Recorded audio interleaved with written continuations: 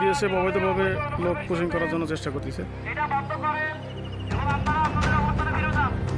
যদি আপনাদের কোনো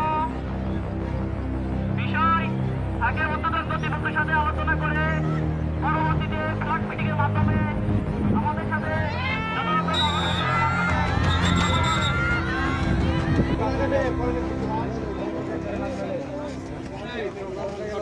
আমরা সকাল 8টা থেকে পাহারা দিতেছি ভাই রোহিঙ্গা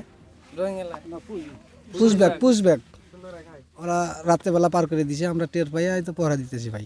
এই সারাদিন রোদ্রের মধ্যে রোদ্রের মধ্যে বসে গেছে, বিএসএফ এরা বসতেছে না, আর আমাদের বিজিবি নিতেছে না, এরা তো রোদ্রের মধ্যে বসে আছে।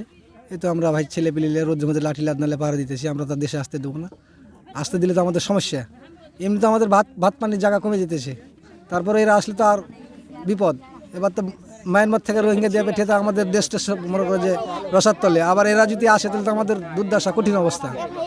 এই তো পরিস্থিতি ভাই, দুপুরবেলা রোদ্রের বেলায় এই তো বসে আছি। আমরা বিছানে শুয়েছিলাম, বিছান থেকে শুয়ে যাবে আমরা গরু বছর বের করে দাঁড়িয়ে আছি। এর মধ্যে শুনতে পাওয়া গেল জনগণের মধ্য থেকে যে উত্তর পাতাড়ি 44 নম্বর পিলারে ওখানে রোহিঙ্গা পার হয়েছে। আমাদের বিডিআর না বিজেপি ছিল, ওখানে ওরাকে আটক করে রাখছে। এই মাত্র আমরা গ্রামের লোকজন এসে দেখি এই অবস্থায় ওরা এখনও আছে। তারপরে বেলা 10টার দিকে ওদের কোম্পানি কমান্ডার, আমাদের কোম্পানি কমান্ডার মিট ফেলাকে ওরা বলছে না আমাদের না দিয়ে, তারপরে এইভাবে এই অবস্থায় আছে। এই তো মাঠের মধ্যে তালে গাছতলায় ছিল, আর তালে গাছ থেকে ওরাকে এইদিকে ঠেকে দিয়েছে। এই এখন অবস্থায় রোদরে ওরা বসে আছে। আমরা বিএসএফের বিজেপির সাথে আমরা সঙ্গে আছি সকাল থেকে, এখনও আছি, এখনও খাওয়া দাওয়া করিনি দুপুরের।